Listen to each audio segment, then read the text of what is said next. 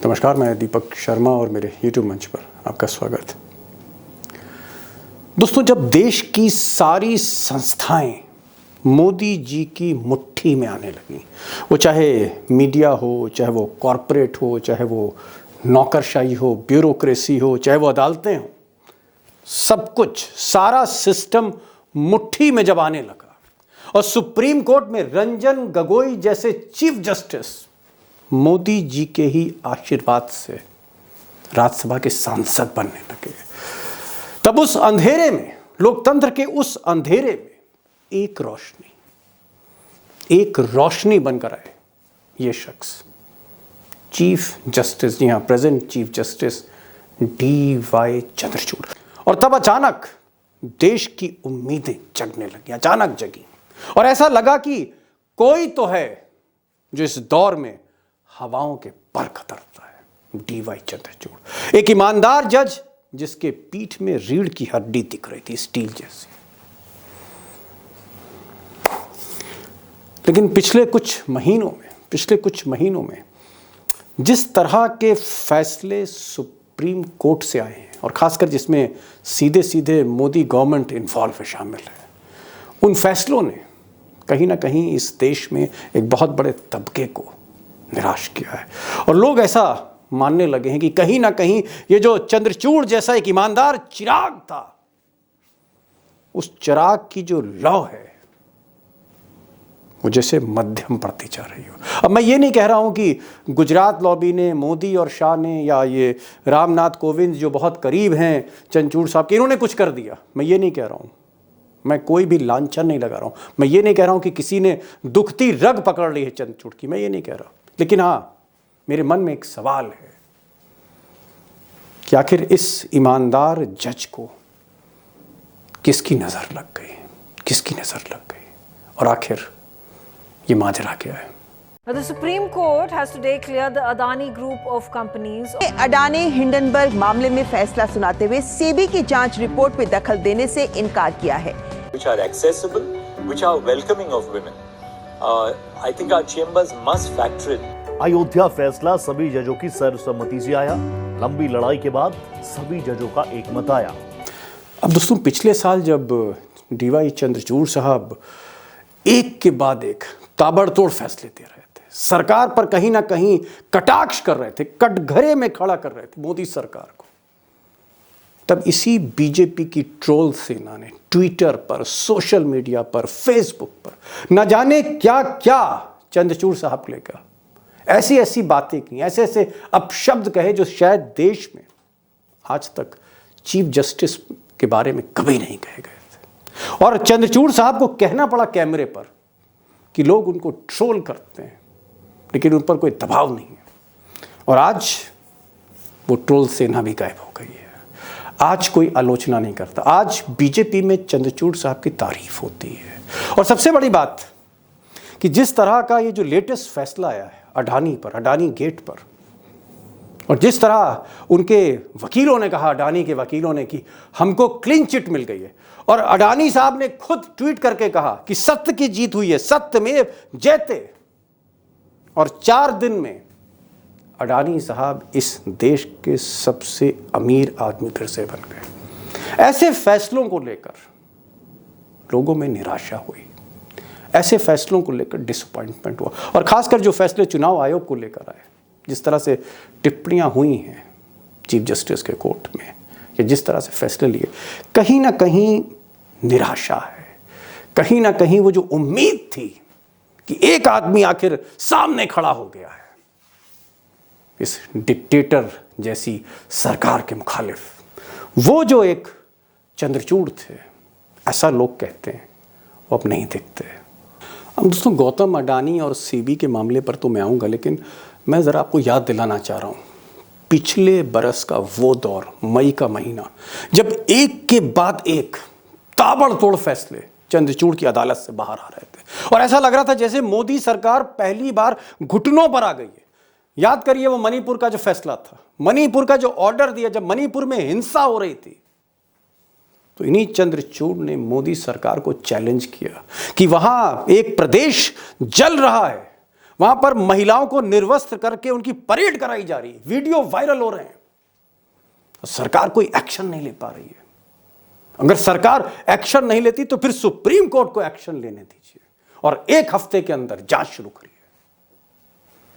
ये तेवर थे चंद्रचूड़ साहब के। या फिर आप याद करिए महाराष्ट्र सरकार का मामला, महाराष्ट्र सरकार का मामला जहां पर चंद्रचूड़ ने कहा कि जिस तरह से एकनाथ शिंदे की सरकार बनाई गई या उद्धव ठाकरे की सरकार गिराई गई, उसमें गवर्नर का रोल गलत था।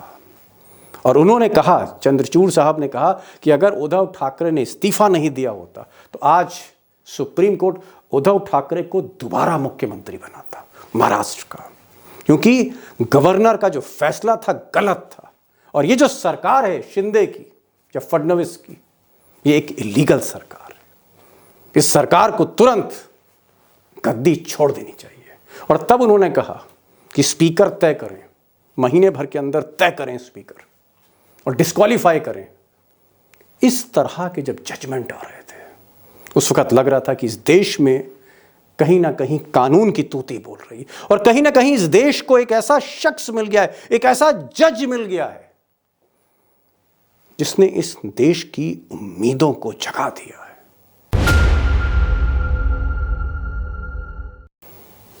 और बात सिर्फ मणिपुर और महाराष्ट्र की नहीं है, इलेक्शन कमीशन का मामला देखिए। इलेक्शन कमीशन को लेकर चंद्रचूड़ साहब ने सीधे मोदी सरकार से कहा कि आपका जो चुनाव करने का तरीका है सही नहीं।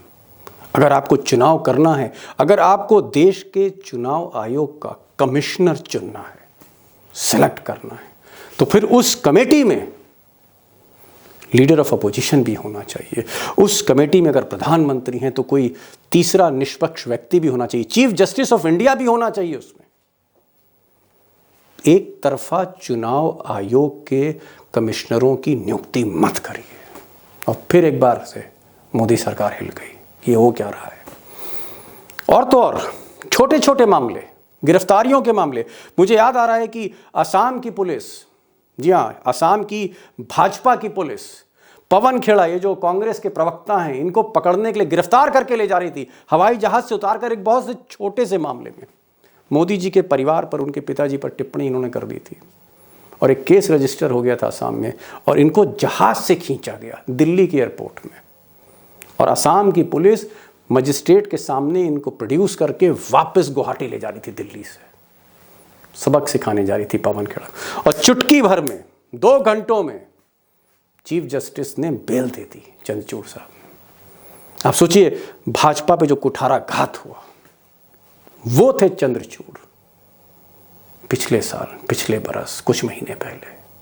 तो दोस्तों कहाँ तो चीफ जस्टिस ऑफ इंडिया, इस देश की सबसे बड़ी अदालत के सबसे बड़े जज चंद्रचूड़ साहब, इनकी अदालत का जो चिराग था वो इतना रोशन हो रहा था कि हर अंधेरे को जैसे दूर करता जा रहा हो, हर अंधेरे को जैसे मिटा रहा हो, जुर्म के हर अंधेरे को, तानाशाही के हर अंधेरे को। और कहाँ आलम यह हुआ कुछ महीने पहले कि वो जो महाराष्ट्र सरकार, जिसको एक तरह से इलीगल कह दिया था कि शिंदे की लीगल कुर्सी पर बैठे हुए हैं और स्पीकर फैसला करें, अक्टूबर में ही कह दिया गया था कि स्पीकर जो है, महाराष्ट्र के स्पीकर विधानसभा के तुरंत फैसला करें, शिंदे अगर डिस्क्वालीफाई तो उनको डिस्क्वालीफाई करें।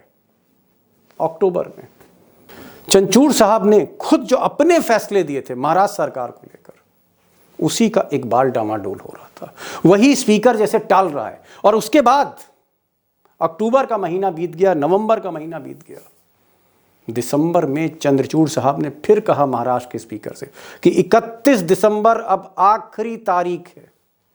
अब मैंने डेडलाइन सेट कर दी है 31 दिसंबर 2023, 31 दिसंबर 2023 से शिंदे सरकार का फैसला करिए। आज क्या तारीख है? आज 5 तारीख है। आज 5 तारीख है। 31 दिसंबर बीत गई, 1 जनवरी बीत गई, 2 जनवरी बीत गई। सुनने में आता है कि फिर से एक्सटेंशन दे दिया कि 10 जनवरी तक। तो कहाँ तो चंद्रचूड़ साहब के जो फैसले थे हर सरकार को कहीं ना कहीं घुटनों पर ला रहे थे। और अब आलम यह है कि भाजपा की जो सरकारें हैं उन्हीं के आदेशों का कंप्लायंस नहीं कर रही हैं। अब दोस्तों अडानी साहब पे बात कर लेते हैं। गौतम अडानी, मोदी जी के जिनको बहुत करीबी उद्योगपति कहा जाता है, और आज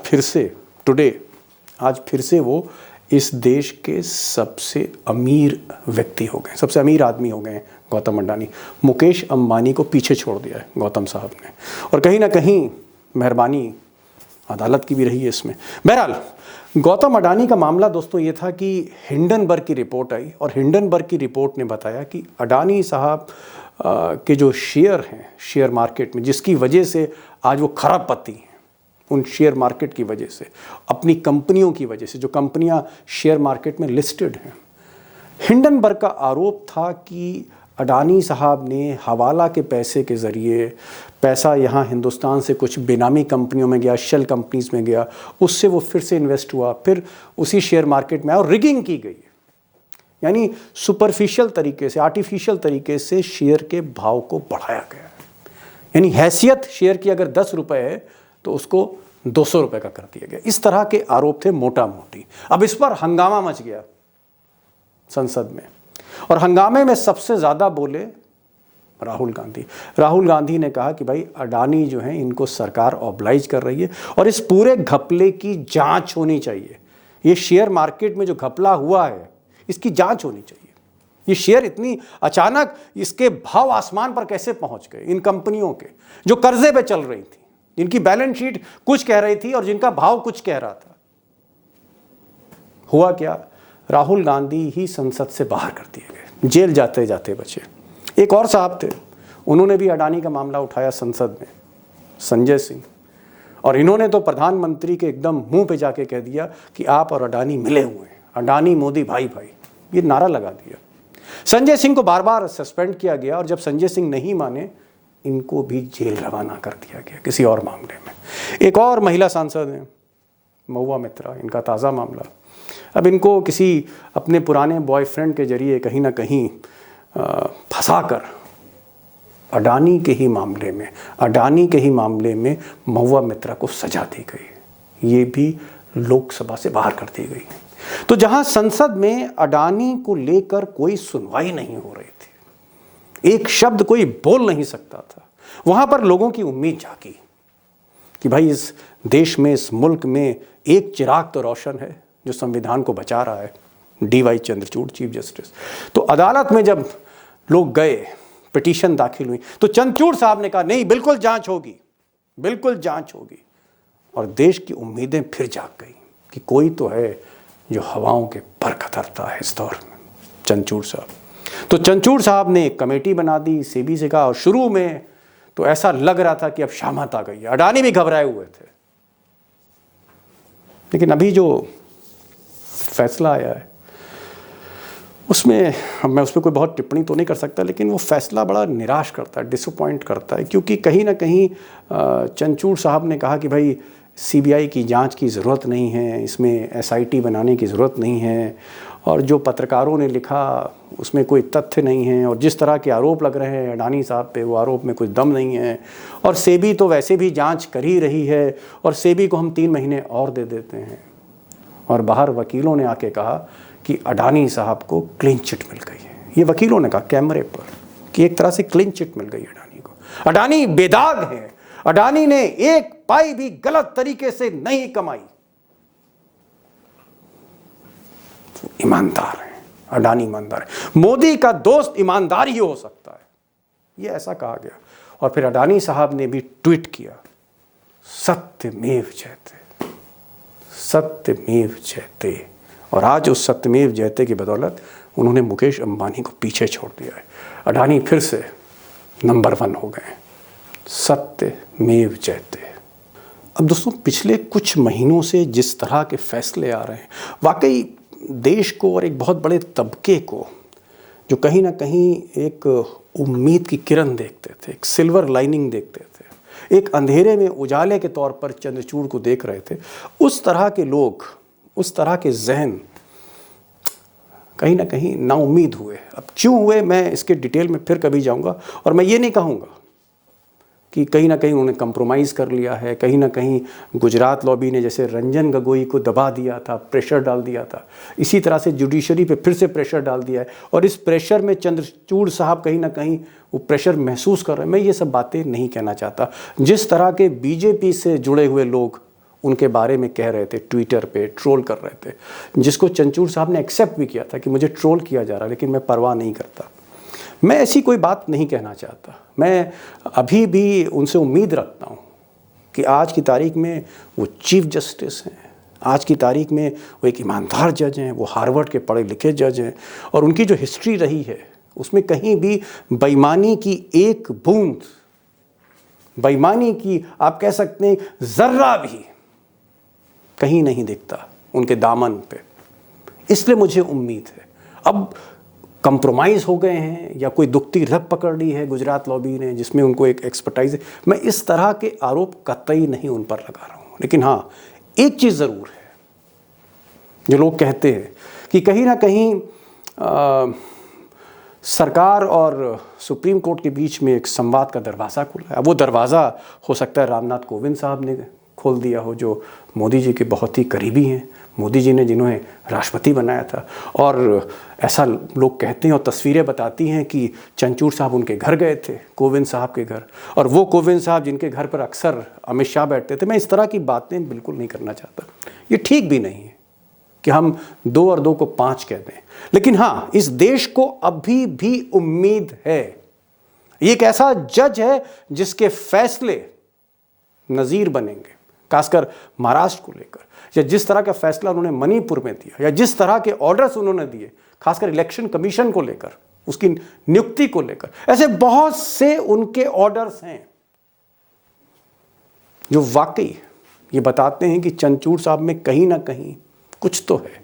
ये रंजन गोगोई नहीं है, ये शख्स जो पहले जो सुप्रीम कोर्ट के चीफ जस्टिस थे उस तरह नहीं है, लेकिन वो जो रोशनी है, वो जो उसमें तेज है, उसमें जो नूर है, वो नूर थोड़ा कम दिख रहा है।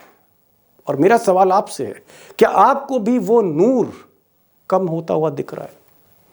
वो रोशनी थोड़ी आपको कम होते दिख रही है उस चिराग से? मैं आपका जवाब चाहूँगा।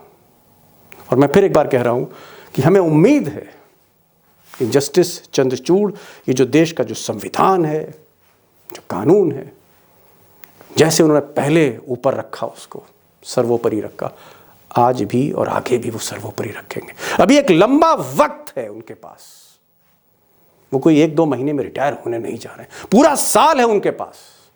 और मुझे लगता है कि जो तेवर, जो तलखी और जो इंसाफ बेखौफ दिखा उनकी अदालत में, वो फिर से दिखेगा।